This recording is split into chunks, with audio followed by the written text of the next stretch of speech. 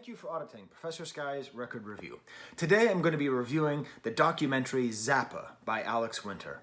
And I really think this is a very, very necessary film to watch. It came out yesterday. It will cost you $5 to rent it and watch it. I suggest that you do so. The reason that I think this is so important is I think we need to find some way to mainstream Frank Zappa. Now by that, I don't mean that he's going to become a new pop sensation, but too often he is seen as being at the edges and at the extremes. And I think that his musical contributions, his societal contributions, are way too often marginalized because of his position at the extremes. I don't think of him, as many do, as some kind of god. And I think maybe the idea that a lot of people have about him as being some kind of elevated god of American music is going too far. But I do think he should be seen as a true hero for artists, maybe even a true punk, somebody who is not afraid to piss off the people who agree with him as much as he is not afraid to piss off the people who disagree with him.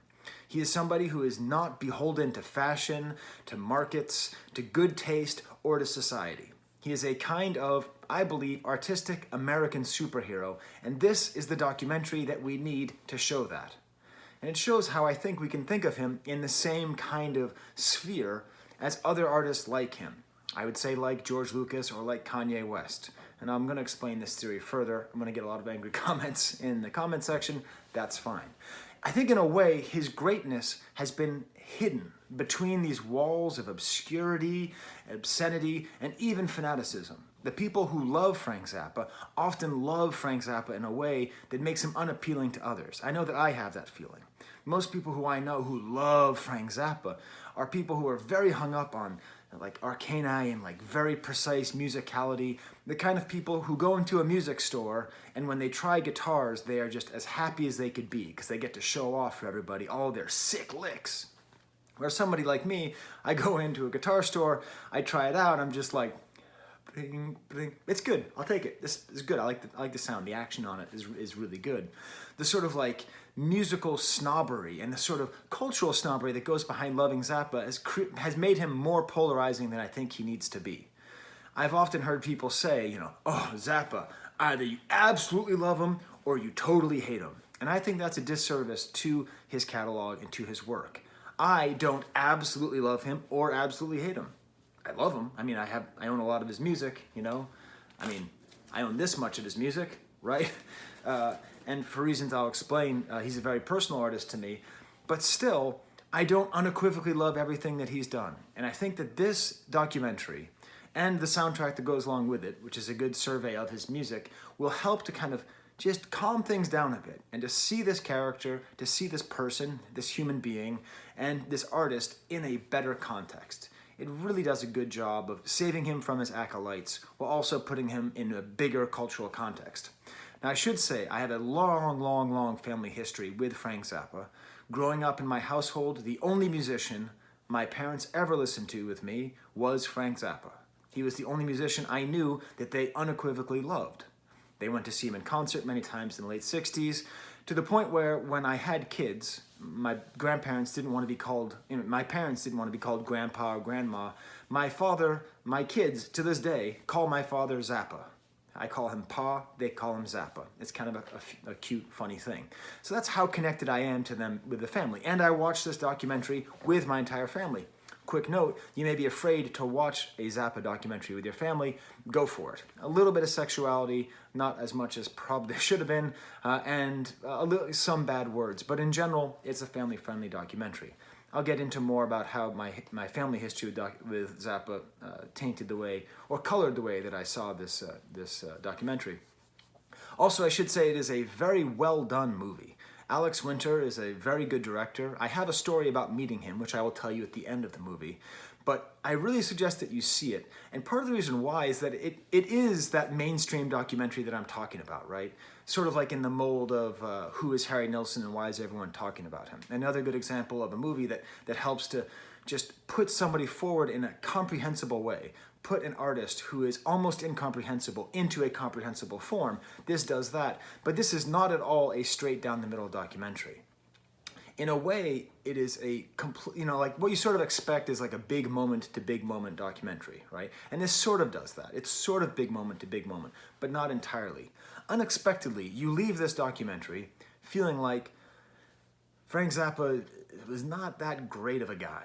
I mean, he was a great artist, he was a great man in the sense of what great men are, but you are not left feeling like he was a particularly good family man, a particularly good music leader, that he was somebody who you'd actually want to spend time with. He's a taskmaster, a complete control freak. He is unkind and at times cruel to his band members, who he will drop at the drop of a hat. It is very clear that his attitude about infidelity was very much selfish and determined by his desire to sleep around with other women, and his wife accepted it but never really embraced it. And what this does is, I think it does something that Frank Zappa is able to do, which is make an honest piece of art. One of the biggest problems that I have with biopics or with documentaries is the way that they treat the negative sides of the personality. Like, it's sort of like, here's the one defining flaw, and then here's the factors, this is why this flaw is there, and we're going to excuse it that way. And then we're going to show the person getting over the flaw, and then we're going to have resolution. It doesn't do that. This movie is not afraid to make Frank Zappa somewhat unlikable, but never a monster, because I don't think that's the truth. I often think about the difference between the American TV show The Office and the British TV show The Office. And the main difference is an American show cannot have a star that is unlikable. This movie does have a star who is largely unlikable, but the feeling that you get is that they just put it all out there. It's just like, here's all the evidence, here's all the things that are not good about him, but none of them are said by people who are angry. Everybody who is saying the bad things about him seems to hold him in great esteem and seemed at the same time forgive him. There's a particularly telling example where it's talking about his role as a father, right? And apparently the song Valley Girl, his only almost hit, was co-written by his daughter, who was 13. And she wrote a note to him and slid it under the door of his studio, saying, "Hi, I'm Moon." That was her name. "I'm Moon. I'm your daughter. You may know me. Anyways, if you'd like me to work with you sometime, please let me know, if it's not too much of a bother." And it's, on the one hand, it's kind of cute, because it's like, well, that led to his biggest hit and they made a song together, so he is a good father. On the other hand, you're like, wow, she had to write a note just to get his attention. The sadness and the longingness and the desire for affirmation and connection to her father is heartbreaking. But then on the other hand, the fact that she felt comfortable enough to write kind of a funny note to her father, to try to get this sort of approval from her father directly, shows a comfort with him and a lack of fear of him, which shows that he is doing a good job as a father. It's a very complicated document and a very complicated moment in this movie. And it just presents it all to you, and you're able to absorb it in any way that you want. And I imagine the way that you absorb this moment is very, very connected to how you relate to your own parenting or your own parents. And so it's quite an interesting moment and a good example of what this movie does very well. There are some things I don't like, which I'll get to, but I want to spend a little more time on the things that this movie did particularly well. There's a large emphasis on the relationship between artistry and money, and art and business. And there's this funny thing about Frank Zappa, and that is that he is simultaneously completely uninterested in the financial side of art. They make great pains to say that he intentionally never wrote a hit. He could have written a hit. He certainly could have continued to make things that would allow people to just keep buying his music on and on. My parents kind of stopped listening to Zappa in the late 70s when he got a lot more technical, when he stopped making kind of goofy, funny, weird music, instead focused more on technical proficiency and on composing and on classical music. Like Frank Zappa always followed his vision no matter what. So on that side, he's this like real maverick, right? But on the other side, he's also he started his own music label, right? Barking Pumpkin. He was able to be a small businessman. There's a great interaction between him and Paul McCartney, where Paul McCartney's like, "You deal with the business? Ugh." And Frank Zappa very acutely knows that this is the wrong way to look at it. You can be all peace and love and who cares about suits, but that means that the suits are going to take your money and you're going to be beholden to them. And in order to put food on your plate, you're going to have to make the music that makes the suits money. He understood very quickly and very well and better than most other people that in order to be a truly free artist, you have to be a good business person. In his case, a good businessman. I'm tying this in again to George Lucas and Kanye West. They also understood this. They have a particular vision and they have to pursue it, and they will do whatever the hell they want to do no matter what. No matter what their fans or what society says. But in order to do that, they have to control and have all this money and all this business acumen. And it really shows that. And that's part of what makes Frank Zappa such a great character and why he is so much more than just a great guitar player or an interesting figure of the 60s. He was very early in understanding this connection. There's a great moment where he, in the early 80s, he had the London Symphony Orchestra play one of his his classical pieces, or his experimental pieces by orchestra. And there's all these people interviewing him like, how did you get the London Symphony Orchestra to do it? How did you get them to do it? And he's just like, I paid them. I paid them a lot of money. And he makes it clear he's not going to make money on this project. He's not. He didn't make money on that project. But he wanted to make that music and he wanted to hear it, so he had to pay for it. So he is simultaneously the most free artist and the most beholden because he actually understands the mechanisms that go into being an artist and being able to afford to do things as extravagant as following your vision. It's just wonderful. On that kind of vein, I think Frank Zappa himself would be quite happy. There's a large emphasis on him as a composer. And I'll discuss later how this may be a little bit of a problem with this too, but absolutely composer. That's what matters the most. That's the way that he sees himself. They frame all of his musical discovery based on Edgar Varèse, the French experimental composer, and that is how Frank Zappa saw himself, and this movie really drives that home.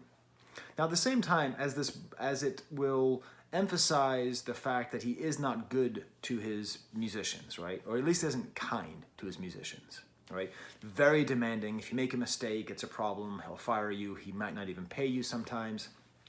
For a movie about a singular genius, it is also quite good at showing the collaborators and how they feel about him. And that's what's interesting, is you'll have collaborators on there who are very clearly fans of him, who respect him, who are thankful for him, while simultaneously acknowledging all of these bad things about working with him. And that, again, is the real strength of this movie, to permit you to have these ambiguous feelings, where you'll have someone up there being like, yeah, he never said thanks to me, but you can tell that he felt honored to help Frank put his music out there. Little tangent right now. There's a point where Frank Zappa talks about MTV and says that it's the worst thing that's ever happened to music. Because it used to be you had 10,000 radio stations and now you have one. And you have to look good and it has to be visual. And I was watching it and I kind of mumbled to my wife, like, if only he knew how bad it was going to get, and streaming and all that. And then I realized, no, it's way better now than it was in the 80s. The democratization of distribution and production has meant that perhaps Frank Zappa was right. Perhaps the 1980s and MTV truly was the lowest point in the ability to get your art out to a public if you are an artist making music. That could have actually been the worst point. An interesting idea there. A nice little bit in the movie about Saturday Night Live and his ambiguity on being on there and the fact that they didn't quite understand him and maybe he didn't understand them. I really like this emphasis on the Steve Vai, who's one of those guitar players I'm talking about, who likes going to guitar stores, the sort of the god of guitar players, that kind of stuff, right? But he's very eloquent when he talks about Frank Zappa. And he says that he was a slave to his inner ear. And that does really come through. But it's part of what makes it so interesting. It's like, how did this guy who, when you think about artists like Brian Wilson, right, or Mozart, right, you think about musical geniuses who are tortured by the sounds they have in their ears, it's rarely so difficult to hear. It's rarely so discordant. That's part of what makes Frank Zappa's orchestral music and even his rock and roll music so bizarre, is that it's like, oh my God, how do we actually this was what he was trying to get out? It's so hard to hear. It's such an interesting idea about him. There's a lot of beautiful scenes with music in it. The movie lets it breathe a little bit at times, which is quite nice. Often musical documentaries, especially when you go from big moment to big moment, like just kind of shoot along.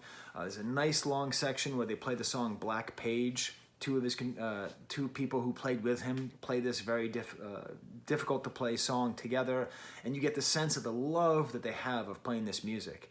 And he really becomes a true composer, because you're seeing people in 2020, 15 years after he died, at 50. That's way too young. So you have two people playing his music the same way you might have people playing Mozart, right? Like, or playing Beethoven, like actually playing his piece and loving it, and it really comes through. In a similar way, you have the Kronos Quartet playing another one of his late stage compositions. That's given a lot of space. And then the very end of his life, the final piece of music that he produced, Yellow Shark, with the ensemble of musicians who were able to give him the deference that he always wanted, and that's also given a lot of time and space as well. Now, it's not to say this documentary is perfect. I will say it's a 2-hour documentary, and Frank Zappa, his life is so dense. Those 50 years that he lived, he did so much and had so many different phases, that the fact they're able to keep it this short without feeling like you were rushing through the Louvre, right? Like, the fact that you were able to do that, I think, is a testament. So these criticisms that I'm going to put forward are not so much criticisms as much as they are things where I wish if the movie were an hour longer, we could have gotten more like this. The biggest problem, and my family agrees, the kids and my wife, they all said this is their biggest problem with the movie, is there isn't quite enough about how did he get the way that he is. So, like, there's a lot of stuff about his family and where he grew up, but not quite about what was his relationship like with his father. It's very clearly important. I mean, you can learn more about that in the excellent biography by Barry Miles, which I also suggest. Quite a good book. But not quite enough about that. They talk about how music wasn't encouraged in his family, and how he basically taught himself how to play guitar and how to compose and how to write music, but it's all kind of implied. It's sort of said in passing. That's one of the most interesting aspects about him as an artist. I wish they went further in that. Just a little bit more on that sort of like young Frank Zappa, how did he get here? They put it forth in kind of an artistic way, but I think it needed a little bit more meat, a little bit more mainstream depiction of that. Sorry, my iPhone is totally changing the focus when I do that. I'm not gonna do that anymore. Also, they kind of skipped a lot of stuff from like the 70s. It was really focused on the 60s and the 80s, which makes sense. But for me, and a lot of the music that I love of his is, from the early to mid 70s, a lot of his albums there, they just kind of skipped over it. I would like to see more from people who followed in his footsteps. Those guitar players that I'm talking about who I don't like, those musicians who, read modern drummer and bass player and guitar player, and let that side of Frank Zappa where he's like the god of very technical musicians. Maybe just mentioning that, because that is one of his key legacies, is influencing people like Steve Vai or Fish or whatever, just like people who like were given permission by him to be cool while also being right. Like that would have been nice to see a little bit more there. And speaking of and all that, this documentary has like no guitar playing, like basically none. Now this is, I think, intentional to show that he's a composer and not a musician, right? But I mean, come on, he's one of the greatest guitar players of all time, right? Watching a Frank Zappa guitar solo is a true treat, right? So just as an example, the movie starts with his last performance where he plays guitar, and it's in Czechoslovakia, and there's a whole story about him becoming the cultural ambassador for Czechoslovakia. It's interesting, but not the most interesting thing about him. He's playing in 1991. It's going to be his last time ever performing guitar in concert, and you see him walk up to the stage, and you see him talk to the audience, and you see him tune his guitar, and you see him take his ever-lit cigarette and put it in the head of the guitar stock, and then just as he's about to start playing guitar, they cut away and they get to the beginning of the movie. And just all the way throughout, like, I just would have liked to have seen at least one shut up and play your guitar moment so we could hear him shut up and play his guitar. But again, I think that's an artistic choice made by Alex Winter. Another thing is this emphasis on composition meant that the lyrical side of Frank Zappa is completely ignored. And I don't mean like a little bit ignored. Like there isn't one mention of any of his lyrical content. And that's kind of weird to me, because they do mention how Frank Zappa, he mentions that any artist who can get you to laugh or make existence a little bit lighter is a good artist. And very clearly, Frank Zappa was trying to do that with his absurdity and with his obscenity and all these, and the way that he wrote lyrics, but there's just no mention of it at all. It's almost as though he is an instrumental musician who never made any lyrics. And maybe this is trying to keep it more family friendly, kind of getting back to my history with Frank Zappa, you know? So I had heard Frank Zappa a lot just in the ether in my household, and I knew that he was, you know, a great hero of my parents. But when I was in my, you know, early teens, I'm like, oh, I'm actually going to listen to it, right? I talked to my brother, who's, you know, my musical hero. I'm like if I like classic rock, you know, like what should I listen to by Frank Zappa? He's like, well, listen to the live album, you know, Mother's live at Fillmore East, 1971, right? Great album, by the way. This is a good intro if you've never listened to any Frank Zappa. He always gave good advice. So I'm listening to it. I'm like, yeah, all right, I can get into this. This is cool. This is funky, a little bit weird. Lots of time changes, okay. And then I listen to the lyrics. That's all like women having sex with fish and corn cob, creamy pipes and liquid and groupies. And I'm just like, it really messed me up, because I was like, you know, I was like 13, right? And so like, this is the music my parents listened to? My parents listened to all this raunchy, pornographic weirdness stuff. I'm sitting there thinking I'm blowing their mind with NWA, right? But no, this is way more shocking. And that kind of like humorous, punkish vulgarity doesn't really come through enough in this documentary. And I think that it's important because it's like part of what makes him such a great character, and that is his punkishness, is his rebelliousness. But they focus too much on how he fights against people who he disagrees with, right? Like the PMRC, the Parents Music Resource Council. Obviously, it's a very important thing that Frank Zappa fought them, and that he fought against censorship and parental warnings on music, right? But what makes him, I think, more interesting to me is the way that he is a sort of anti-hippie amongst hippies, right? The fact that he, you know, like one of my favorite albums by him, if not my favorite, We're Only In It For The Money, you know, this album is, they really focused on the creation of the cover and on its relationship to the Beatles, but really this is, I think this album belongs up there with Pet Sounds, with Sgt. Pepper's, with The Who Sell Out, as like one of the great concept albums of the 60s, except the concept is the 60s are stupid, and the hippies are stupid, drugs are stupid, you're all just a bunch of sheep running out there being just good consumers, consuming drugs and consuming music, but not actually fighting the system. Like an amazing anti-hippie piece of music made for hippies. And he did this all the time, and I wish they emphasized that more, because that's what draws me to him, and that's why I think of him as a hero, as like a true American hero, because he was not afraid to piss off the people who supported him. As soon as they like you, make them unlike you. So if we put it kind of all together, it is completely worth watching. It is totally worth $5. And there's one thing Frank Zappa was able to do, was to show the importance of supporting art. And I think that's kind of part of the reason why I paid $5 in the first place, right? I mean, everything's free, right? Everything's free now. So do I really have to pay? I'm just gonna wait for it to come out. No, give $5. Give $5. Let Alex Winter, the director of this movie, make some sort of profit on making what is a subtly and surprisingly artistic documentary about somebody that also serves to mainstream them. I said I'd tell you the story about meeting Alex Winter. So I grew up, right? Now, if you don't know, Alex Winter is also the star of the movie Bill and Ted's Excellent Adventure. He plays Bill S. Preston, Esquire. And, you know, I loved that movie so much as a kid that every time I went to the video store, which was almost every day, I would ask them, is Bill and Ted's out? Is Bill and Ted's out? Is Bill and Ted's out? To the point where when it came in, they like put it aside for me because I was that excited, right? One of my favorite movies when I was a kid. Fast forward 10 years, at this point I'm in college, and I managed to go to the Cannes Film Festival. I took a film class in France just to be able to go to the festival.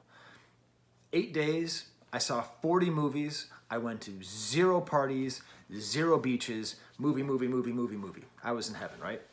And so Alex Winter went there with a movie, and it's called Fever. And it's a good movie. It's a good kind of like psychological thriller, kind of Hitchcockian, a little bit very unsettling. And it was a quality movie. And he happened to be in attendance. And so I already knew that Alex Winter was a good director because he also made a TV show called Idiot Box, which is on MTV.